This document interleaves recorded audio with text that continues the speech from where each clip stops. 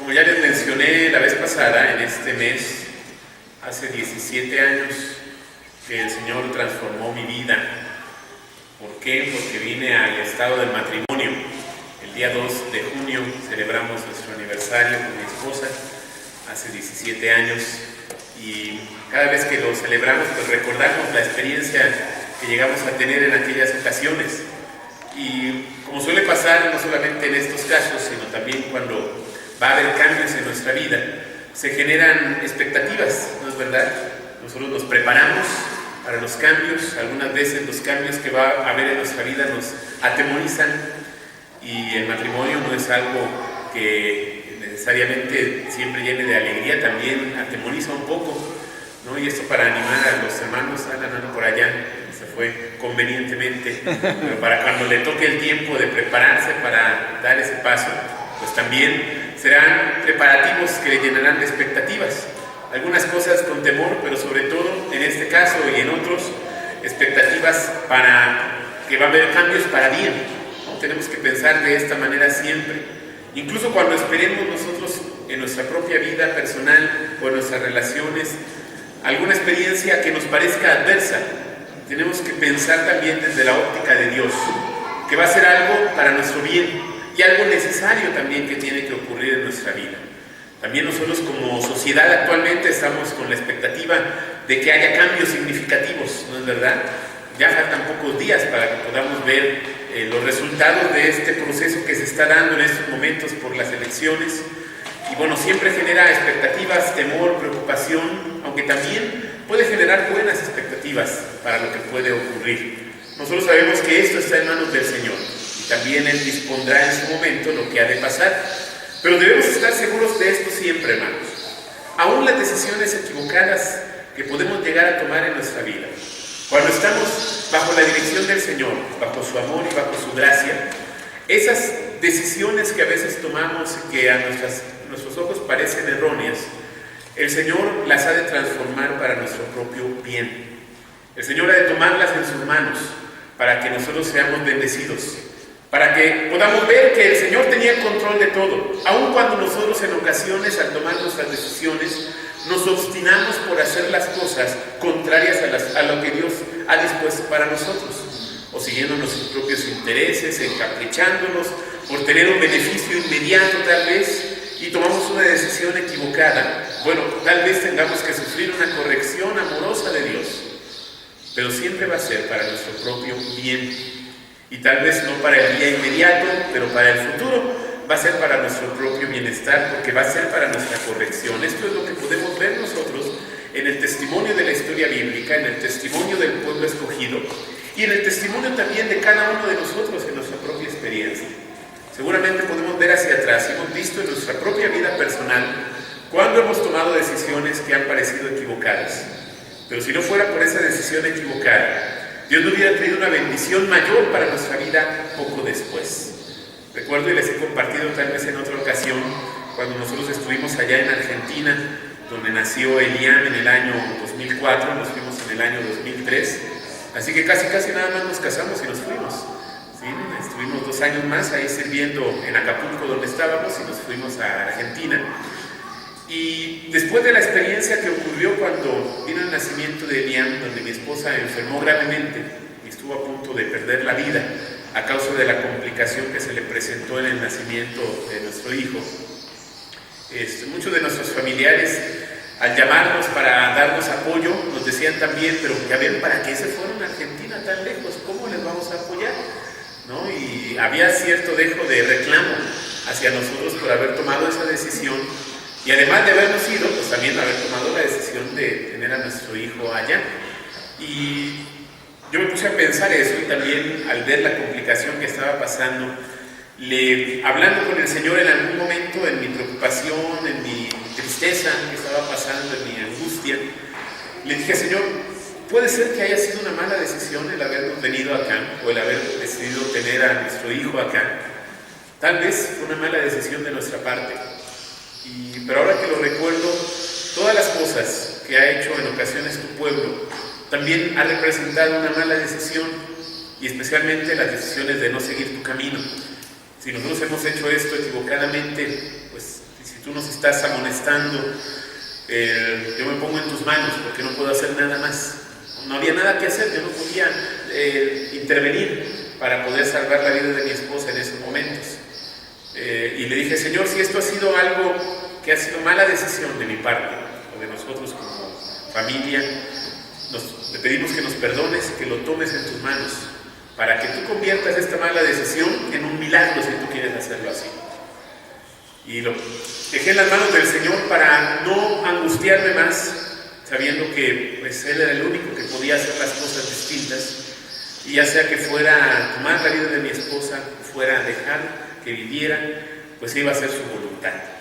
Y me di cuenta que efectivamente, aparte de darme en ese momento la paz que necesitaba yo tener, me permitió ver el Señor en los siguientes días inmediatos cómo Él ponía en orden las cosas que parecían imposibles de ponerse en orden. Y el Señor tuvo misericordia de mí y de mi esposa para poderle restaurar en su salud, estabilizar en el problema que estaba presentando, y entonces permitió que ella se estabilizara y se recuperara progresivamente. Y si ahora que lo cuento con esta distancia de 14 años, puedo darme cuenta que son grandes las cosas que hizo el Señor con nosotros, como dice este salmo. Y nosotros podemos compartir ahora este testimonio de que a pesar de la prueba difícil y de eso que el Señor permitió que viviéramos, podemos tener un testimonio que compartir, podemos tener algo que decir, de lo cual también pudimos nosotros aprender. Y aprendimos muchas cosas, entre otras aprendimos a fortalecer nuestra confianza en nuestro Dios, a saber que Él es el que tiene el control de todo y encamina las cosas para nuestro propio bien, aunque tal vez tengamos que pasar por algún momento por un valle de amargura o de lágrimas. El Señor tiene preparado para nosotros cosas aún mejores de las que nosotros esperamos. Y también a su pueblo en diversos momentos de la historia esto le ha pasado. Esto es lo que refleja este salmo que leemos aquí. Algunos piensan que este salmo, el 126, fue escrito posteriormente al regreso de la cautividad en Babilonia.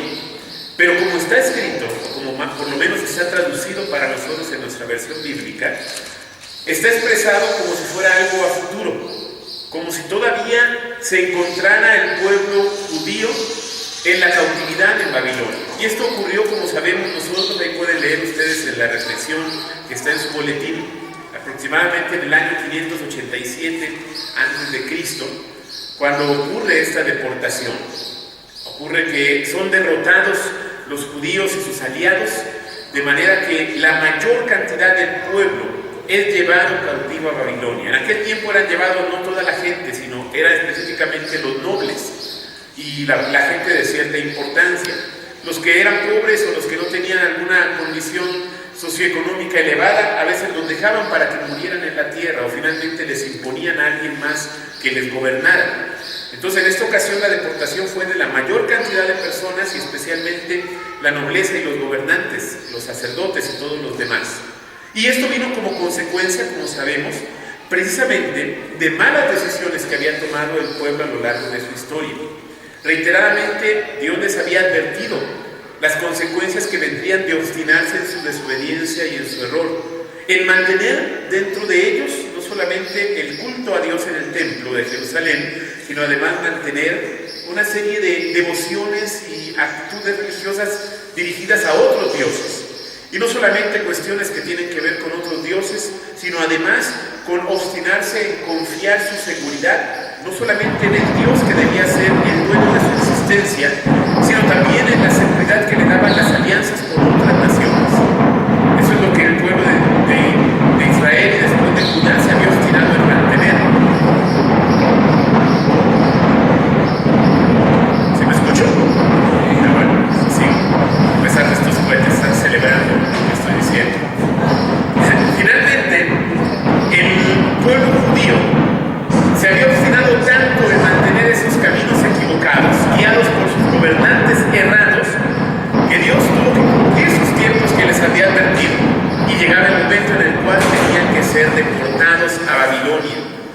Se había anticipado por parte del profeta Jeremías, y se lee en el capítulo 25 y en el capítulo 29 de Jeremías, que iban a ser 70 años en los cuales se encontraría en la deportación el pueblo judío. De acuerdo con los datos históricos que tenemos, los 70 años fueron cumplidos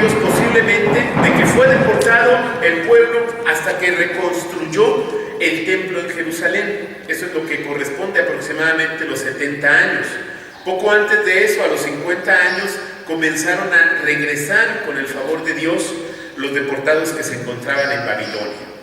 Y precisamente estas son las circunstancias que refleja este salmo, y algunos otros más también hablan de este periodo histórico, de cómo tenían las expectativas de regresar, cómo anhelaban estar en su tierra nuevamente. Ese sentimiento nosotros lo podemos entender porque es un sentimiento análogo al que tenemos nosotros también en la experiencia como iglesia, ¿no es verdad? Que nosotros también nos sentimos como si estuviéramos en la deportación, aunque las circunstancias que nos han puesto en esta condición son distintas, pero también sin duda el Señor nos ha permitido aprender grandes cosas en este tiempo. Y a pesar de las dificultades que hemos tenido, a pesar de la prueba que ha representado para nuestra misma fe el mantenernos firmes, a pesar de que nosotros también hemos sufrido por causa de estar en esta condición, nosotros debemos pensar en la misma perspectiva que tenían los judíos cuando veían hacia adelante, especialmente los que aprendieron a confiar en Dios. Seguramente había muchos judíos que al estar en Babilonia siguieron las indicaciones, por supuesto, que se les habían dado y se establecieron confiadamente y con calma en la tierra. Eso es lo que Jeremías también les había dicho. Les había dicho que no estuvieran con angustia, que se establecieran en la tierra donde eran llevados, que ayudaran con su propia labor y esfuerzo y sus propias oraciones incluso a la nación extranjera donde se encontraban, pero con la indicación de que iba a llegar el momento en que iban a regresar. Sin embargo, algunos de los del pueblo escogido solamente se quedaron con la primera parte de la recomendación. Estuvieron allá, se acomodaron a esa condición y algunos incluso se quedaron allá por el resto de sus días. Cuando regresaron, algunos a la tierra de Israel, no regresaron todos, sino regresaron unos cuantos que anhelaban ver cómo el Señor cumplía sus promesas y confiaron en Él. No significa que todos los que se quedaron no hubieran confiado en el Señor. Había ahí y se desarrollaron grupos importantes de judíos que fortalecieron el trabajo de transmisión y enseñanza de la ley. Por lo tanto, son muy importantes también los que se quedaron en Babilonia. Pero los que regresaron fueron unos cuantos, y hermanos, no regresaron ellos para tener las comodidades que ya se habían acostumbrado a tener en Babilonia. Ellos se regresaron a luchar, se regresaron a pelear, precisamente, primero con las mismas fieras que se encontraban en ese territorio, y también con las naciones circunvecinas, que se habían acostumbrado ya a no tener estos vecinos molestos que representaban los judíos en ese tiempo. Y entonces empezaron a protestar al mismo rey de Persia que había permitido su regreso de los judíos a su tierra. De tal manera que la reconstrucción tanto de la ciudad de Jerusalén como del templo, cuando lo comenzaron a hacer a su regreso, quedó detenida por aproximadamente 20 años por las dificultades que esto les representó. Y más adelante, en algunas semanas, empezaremos a ver uno de los profetas que habla precisamente en estos tiempos de reconstrucción para animarle al pueblo judío para que se mantuviera fiel al Señor, para que redoblara esfuerzos y confiara plenamente en que Dios estaba con ellos cumpliendo sus planes para su propio bien. Esto está en el profeta Habacuc, eso lo veremos en unos días más. Pero por ahora veamos esta experiencia que los judíos están pensando y anhelando en regresar a su tierra. Y entonces saben lo que dirán las naciones cuando esto ocurra, que grandes cosas ha hecho Jehová con ellos. Y ellos mismos se apropian de esta palabra diciendo, grandes cosas ha hecho Jehová con nosotros. Esto lo están diciendo no cuando ya hubieron regresado a su tierra, sino que lo están expresando con una confianza de que esto va a ocurrir, pero además de eso, en su historia pasada, hay grandes cosas que Dios ha hecho con ellos. Y en ocasiones se nos olvida ver un tiempo que pasamos de dificultad, de enfermedad, de crisis, de conflicto, cuando nos encontramos en ese tiempo difícil. Nos cuesta trabajo ver que las cosas grandes que está haciendo el Señor con nosotros, y nos llama a que podamos ver hacia atrás en las cosas que ha hecho con nosotros antes el Señor.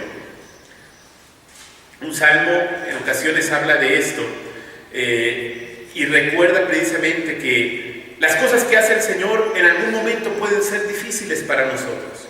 Pueden ser luchas que nos complican la existencia, que complica el hecho de que nosotros disfrutemos plenamente cada momento. ¿No se supone que así debemos vivir los hijos de Dios? Confiados en cada momento de las cosas que Dios está haciendo con nosotros.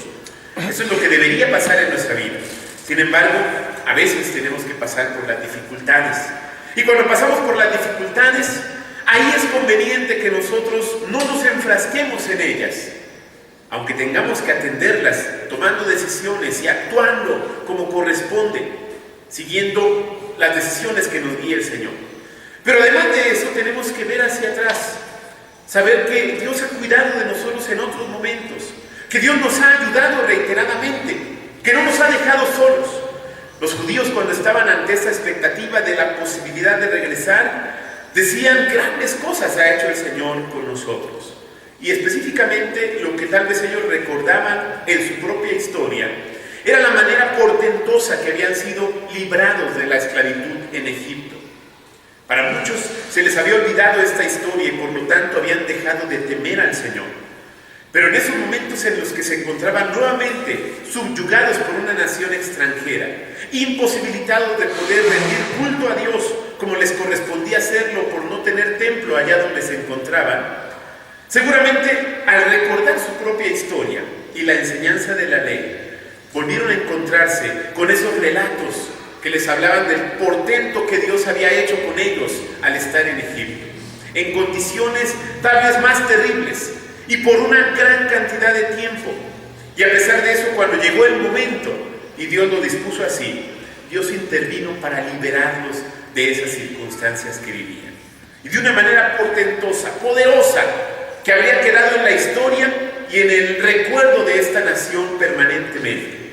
El solo recordar esta historia era para que ellos confiaran en Dios, supieran que estaban siendo guiados por un Dios que no le era imposible nada, que todas las cosas eran posibles para él.